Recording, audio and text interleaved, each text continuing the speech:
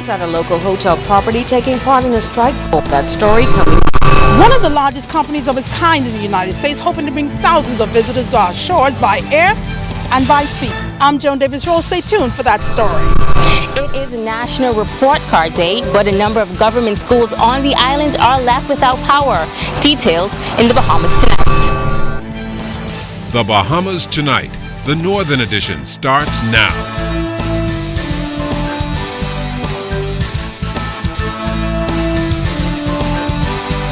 Brown, thank you so much for joining us. The Bahamian Brewery announcing at a press conference yesterday that it is going to proceed with its multi-million-dollar expansion at its manufacturing plant here on Grand Bahama. This phase is projected to cost around $2 million and will inject additional jobs into the local economy. Natalie Martinborough has the details. In September of last year, owners of the brewery announced that they were shelving plans to expand the Grand Bahama operation due to additional taxes in the pipeline that they felt were going to force them to shut down the business. But after months of discussions with the government, the brewery has decided to move forward with the $2 million plan. Minister for Grand Bahama, Dr. Michael Dorval, says the decision to roll back the pending taxes was in the best interest of the economy.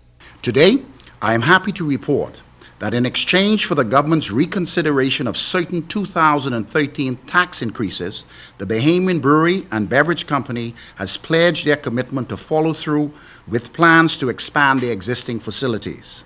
This is a testament of the fact that both local investor confidence is increasing on the island of Grand Bahama.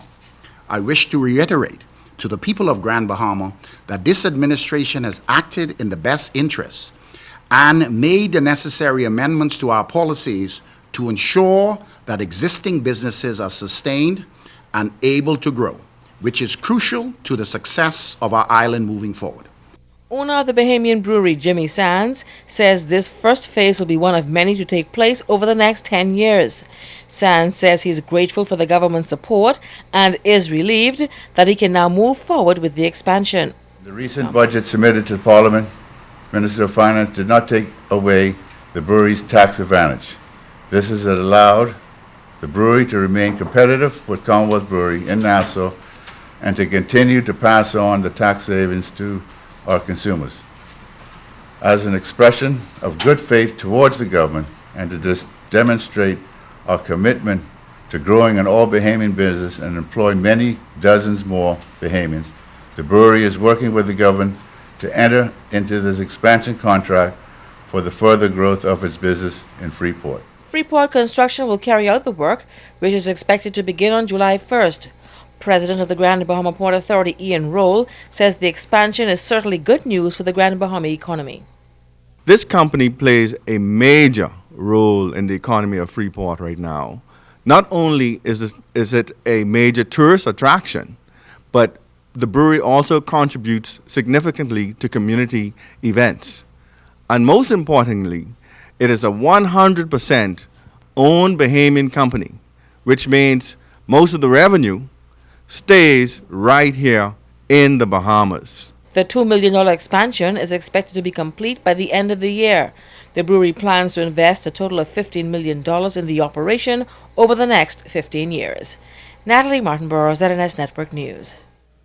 Grand Bahama's tourism industry could be in for yet another significant boost. Yesterday marked the historic arrival of executives of the second largest air show in the United States, Sun and Fun.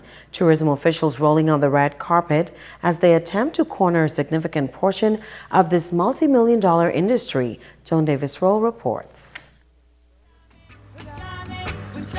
Our goal is to enhance tourism in the Bahamas because it motivates people to fly, and that's what we want. The leaders in the aviation industry in the United States making what they believe is a trip of a lifetime as they travel to Grand Bahama for high-level talks with the Minister of Tourism, the Honorable Obi Wilshcombe. Their mission propelling the aviation business in the Bahamas to higher heights. Top local and Florida-based tourism executives were featured during a press conference at the Grand Lucayan Resort to announce what they hope will become a match made in heaven. a partnership designed to catapult the aviation industry in the Bahamas to a level it has never gone before. They have more second largest aircraft registry in South Florida. We could get a quarter of them to come to the Bahamas. We will see the airport at the airport right there in Grand Bahama full up with aircraft. And guess what? Every time an aircraft pilot flies to the Bahamas, he has to get a hotel rooms, buy food, rent a car, and all the amenities that comes along with it. So the economic impact is great. It's going to be huge. We'll see more Bahamians be able to find jobs and be able to send their kids to college and be able to, earn a piece of that Bahamas dream. So we are working with the movers and shakers, and then now the Minister of Tourism is here to really, from the policy perspective, to give all the information we needed to make sure that they realize that we pulling out all our big stuff to say we want to make this happen for the country. Leaders in the United States multi-million-dollar aviation industry, Sun and Fund Chairman and President Bob Knight and John Lights are thrilled about the possibilities of making the Bahamas a lucrative aviation market. They commended the Bahamas government for their efforts thus far. 5 or 6 years, the cost of aviation has gone up, and the challenges of flying into different areas is very daunting. What we have found is that the Bahama government has done a tremendous amount of work to ease the challenge of getting in through a foreign country coming out of the United States. Florida is the second largest aviation population in all of the United States. We have more pilots there than any other state besides California. We also are the #1 in training. Wouldn't this be a wonderful place for training? Fly to the Bahamas on one of your cross-country requirements in aviation.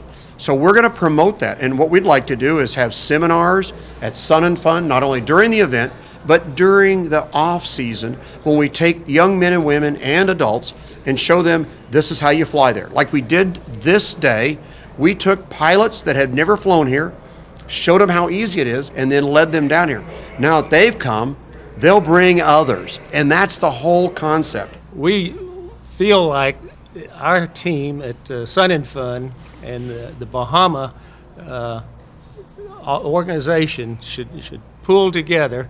We, because of our location in Central Florida, we're a natural gateway into the Bahamas. And our programs at Sun and Fun are programs that we can bring to the Bahamas, and we also want the Bahamas to come over to Sun and Fun and be much more involved in our operation. Officials believe that once this new partnership is solidified, Sun Fun will help to bring thousands of visitors to our shores. Visitors who will not only discover our sun, sand, and sea, but why is indeed better here in the Bahamas. Reporting for ZNS Network News, I'm Joan Davis-Roll. Industrial action looming over one of Grand Bahama's major employers, the Grand Lucayan Resort. Today, employees of the island's anchor property took part in a strike vote at the Grand Bahama Taxi Union Hall. It was an historic move as workers of the Grand Lucayan Resort, who are members of the Commonwealth Union of Hotel Services and the Bahamas Hotel Managerial Association, joined forces for a strike poll. Both unions fall under the Trade Union Congress, led by attorney Obie Ferguson. General Secretary of the BHMA, Reverend Michael Pinder, and President of the Commonwealth Union, Michelle Dorset, accused management at Grand Lucayan of blatant disrespect for the workers and the unions, and they say enough is enough. We have had a struggle, and the struggle continues, and the workers are being disrespected. And so Mr. Ferguson decided that we ought to take a strike vote. This would give us the weapon that we need in order to bring some semblance or some sense of to the management team that we mean business. It's not just on the managers, but sit in these high seats, call the shots. It's a union in place, and therefore we have a binding agreement. Therefore, terms and conditions of workers them cannot be changed. There are 326 line staff at the Grand Lucayan and just under 100 managers. Pinder says the issues affecting workers are many. He says the managers union is hoping to begin negotiations soon as the industrial contract expires at the end of this month. We're trying to get increases. Our people haven't had increase for 10 years. They're claiming they don't have any money. There's employees' aid and benefit, which is a part of the contract. They're not implementing it. Pensions, they're not giving pensions to the workers, and so they're trying to take away everything from the workers. And so these are fundamental basics that we're trying to achieve. The Commonwealth Union is also in the middle of talks for a new industrial agreement. Dorset says the turnout at the strike poll proves that the workers are fed up. First 10 o'clock this morning, housekeeping crew, the Gulf, laundry, full force. Historical. Now, employees voted overwhelmingly in favor of strike action. Line staff voted 183 yes, 1 spoiled ballot, and 1 blank ballot. Managers voted 55 yes, 1 no, and 1 blank ballot. We were unable to reach hotel officials for comment on the claims and the results of today's poll. Public schools on Grand Bahama without electricity today due to outstanding power bills with the Grand Bahama Power Company. 7S News has learned that power supply to all of the government schools was disconnected due to non-payment. Now, we spoke with Director of Education Lionel Sands this afternoon, but he couldn't tell us how many schools were impacted or how much is owed. However, he did state that the Ministry of Finance was preparing to make payment in full so the power could be restored as soon as possible. There's nothing we can do other than once the bills have been submitted to us, we pay the bills. But the truth of the matter is, this is the first time hearing that we had anything outstanding. We just paid Freeport Power, I think $500,000 in June and another $500,000 somewhere around September. And so if there was some outstanding, they needed to submit that to us. I never received anything. And so I expect the same way that it happens with DEC, that each month or each quarter, whenever they submit the bills, they would send those bills to us so that we could have them paid. Sands said he had no prior warning that the schools were up for disconnection. Grand Bahama Power, on the other hand, said they are not at liberty to discuss the details of the Ministry of Education's account. Well, the 8 Mile Rock High School is one of the schools impacted by the disruption in power. Megan Shepard talks with the principal of the institution about the challenges incurred due to the loss of electricity. Today is National Report Card Day for government schools across the country, but here on Grand Bahama, government schools are without power for a second day. In the West, principal of 8 Mile Rock High School, Ivan Butler, says that the conditions are bearable and commends the hard-working teachers for their dedication. Butler says they were aware of the power being disconnected from Wednesday afternoon and did their best to prepare for today. We cannot say that the meter box will remove. I think we were disconnected from the main poles, and that's what we have. We know the gentleman from Grand Bahama Power Company disconnected us somewhere around midday yesterday, and that was disconnected from the main poles, but no meters were removed from this school. We were proactive in our approach. We printed our report cards from yesterday, and so there was absolutely no reason for us not to distribute today. And so parents are coming in and report cards are being distributed. Teachers were scattered around the school in shaded areas as parents and students stopped by to collect their report cards. While some parents and teachers did express some degree of disappointment, Butler says parents were more concerned about grades rather than the power being disconnected. We have no idea when the power will be turned on. We are just happy that we could accommodate the parents in this area. And so, like I said, we're going to go as long as our teachers can go to this afternoon, and we want to let the public know also that any report cards that were not picked up today, they can pick them up tomorrow or next week. Now, Principal Butler says having the power disconnected is not only affecting today's operations, but a number of activities scheduled for the school's gymnasium. We hope the power will be on. Sure. The power is also affecting the activities for summer camps in the gymnasium. So it's not only the school, but it's affecting the community. The children in the community look forward to the summer camps that we have in the gymnasium. And we can't have summer camps right now until power's on in the gymnasium. Now, the Grand Bahama Met Department reported a daytime high temperature of 90 degrees Fahrenheit. Megan Shepard, 7S Network News. Now, the Director of Education, Lionel Sands, told us earlier today that the Ministry of Finance was in the process of paying the bill in full so that the power could be restored as soon as possible. But we haven't been able to confirm if the power is back on at this time. In other news, jurors in the coroner's court have made a decision in the cause of death of Delano Dorval. The inquest was held May 27th through 29th before Deputy Coroner Helen Jones, and on June 19th, the jury delivered its verdict, stating that Dorval's death was the result of blunt force trauma, injuries due to descent from height. Erica Camp marshaled the evidence on behalf of the Attorney General's office. Paul Wallace Whitfield represented the interest of the family. Dorval's lifeless body was found on the grounds of Casa Bahama in early March. Stay with us. The Northern Edition is coming right back. Bringing news that matters to you. You're watching the Bahamas Tonight Northern Edition.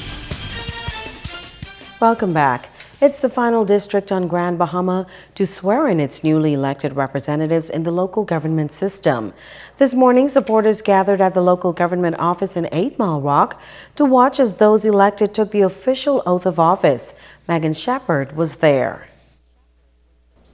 West Grand Bahama District is divided into 4 townships. Today, those elected within the townships gathered to be sworn in and to elect leaders within those townships. For the Pinders Point Township, Simon Lewis was voted chairman, Linda Russell as deputy, and Ann Russell as chairperson-elect. For 8 Mile Rock East, Andrea Hepburn and Sandy Thompson were elected as chairman, Alfred Williams as deputy, and Perry Charlton as chairperson-elect. For 8 Mile Rock West, Sophia Dean was elected as chairman. The deputy chairperson is Samuel Scott, and George Jimmy Smith is the chairperson-elect. In the 4th Township, West End, Ketora Young Monroe was voted chairman, Martin Wilchcomb as deputy, and Philip Smith for chairperson-elect. Administrator Brenda Bullard Colebrook charged the councils to take their roles as leaders very seriously and to do their best in serving their communities. Persons were elected to positions of leadership within the various communities to serve as local government leaders for the next 3 years. We gather here today to complete that process and officially install those elected as leaders and to give you, the elected, the opportunity to select from among yourselves the persons best suited to lead you as a body. The chairman and their deputies will form the West Grand Bahama District Council. After another round of voting, the councilors selected George Jimmy Smith as the chief councilor for the West End District Council. Smith says he is grateful to his peers and to the residents for their confidence in him. Today, as my peers has given me this opportunity to serve in this capacity, I promise you everything we said during the swear-in, without malice, without unfairness. I promise you that I will live up to that. I thank you. I thank you from the bottom of my heart. As we stood campaigning, me and Derek, we stood on the foundation of the book of Matthew. He said, but with Christ, all things are possible. Perry Charlton was elected as Deputy Chief Counselor. Megan Shepard, ZNS Network News. It was a smooth election process over in Bimini as well. In polling division 8, voters elected Glenrick Roll, Philippa Thompson, and Alfred Sweeting Jr. Robbie Smith and Paul Duncombe were elected in polling division 9. In polling division 10, the newly elected officials are Triska Amadine Roll and Montez Saunders. Lloyd Duda Edgecombe and Lloyd Rakash secured the top votes in polling division number 11. The newly elected officers took the oath of office this afternoon at 4 p.m. Following that ceremony, Robbie Smith was elected Chief Counselor and Dr. Paul Duncombe was elected Deputy Chief Counselor. The Ministry for Grand Bahama has organized a series of pre-independence ecumenical services in commemoration of the country's 41st anniversary of independence. Ministry officials say it will be a time of reflection and worship and recognition of the many notable achievements as a nation. The first service will be held this evening at 7 p.m. at Emmanuel Baptist Church in McLean's Town. On Monday, June 30th, the attention will shift to the St. Mary Magdalene Church in West End, where a similar service will take place. Then on July 7th, Bethel's Deliverance Center in 8 Mile Rock will host an ecumenical service at 7 p.m. On the eve of independence, Independence, that's July 9th, a special service of Thanksgiving will be held at the Church of God Temple on Peachtree Street at 7 p.m. Ministry officials say the services have been strategically planned to take place in communities across the island with the aim of promoting a spirit of gratitude and patriotism to unite Bahamians during the independence celebrations. That's a look at news. Don't go away. Sports is up next with Ricardo Lightborn.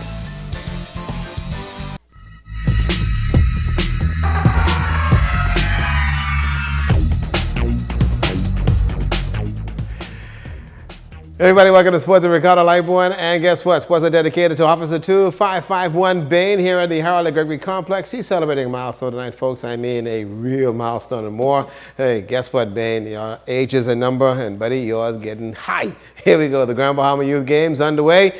The response has been very positive. Let's start off the night with some soccer. The soccer competition of the Grand Bahama Youth Games being played at the Grand Bahama Sports Complex and the YMCA. The East Grand Bahama Raccoons and Egmont Blue Jays on the soccer pitch at the Plex. Here comes the Raccoons on the attack. A good look at the goal. This was a blown opportunity. Leading 2-0, East Grand Bahama kept the pressure on Egmont Blue Jays, but the Jays goalie with a good stop. East Grand Bahama Raccoons went on to win this one 2-0. Central Grand Bahama Indians shutting out Pine Ridge 8-zip. Let's now go to basketball at the YMCA gym. The Pine Ridge Cutters, East Grand Bahama Raccoons on court. Ladies play. No contest here. Lady Cutters putting away the Raccoons 42-8, your final score. The games are being well received, and the response on the positive side, Tayanya Davis and Coach Kenny Dixon took it on the chin. It was an exciting game because it's the first time they ever do the Olympics, so it's like we making history playing, and it's a good experience, you know, to take on and to work better out. It's all about team spirit first and foremost, because the girls came out and gave it a good effort. We didn't have all the players that we were expecting to have today. In fact, we leave two of our better players in High Rock who attended the camp today, but we tried to make the best of what we had. The Marco City Bulldogs and Pine Ridge Cutters in under 15 boys play. Murphy Grant is the Bulldogs coach and glad to be back courtside. Just for the fun of the game and to have the kids out here, I think we're looking good, you know. I'm going to go there and give my best and try to win gold. In other games, the Egmont Blue Jays defeating Central Indians 34-17. Pine Ridge Cutters put away East Grand Bahama 27-11. In the boys 18 division, Central Grand Bahama Indians 49, Egmont 36, and East Grand Bahama Raccoons over Pine Ridge get the score 24-22. Also, there's some tennis scores to pass on to you as well. They played the Grand Lucayan tennis courts. Girls 14, West End, Gabrielle Sims defeating Pine Ridge, Genesis Mystic 6-1. And the Bulldogs, Hannah Joy Sims over Abigail Sims 6-1. Grand Bahama Central, Denisha Gibson over Abigail Sims 7-5. As for the boys, well, let me tell you, West End, Denali Nottage also had a good one over Marco City Hyogos, and 6 lovers to score. Daniel Nottage put away Jack Cake 2-1, and the retiredness won the girls 10 under. It was the Indian Simone Pratt had a pretty good one as well. She had a great game as well, and Phyllis Love over Forbes 6-love, and also Denisha Gibson had a good win as well against Brickell. And Shatani Mystic won. She defeated the Blue Jays Joanne Smith 6-love, and the boys 18, the Raccoons Julio Valdez. Down West End, Justin Thompson. Kids are playing tomorrow. Go and check them out. Tell me, that's it for sports. So let's rock and roll and get out of here.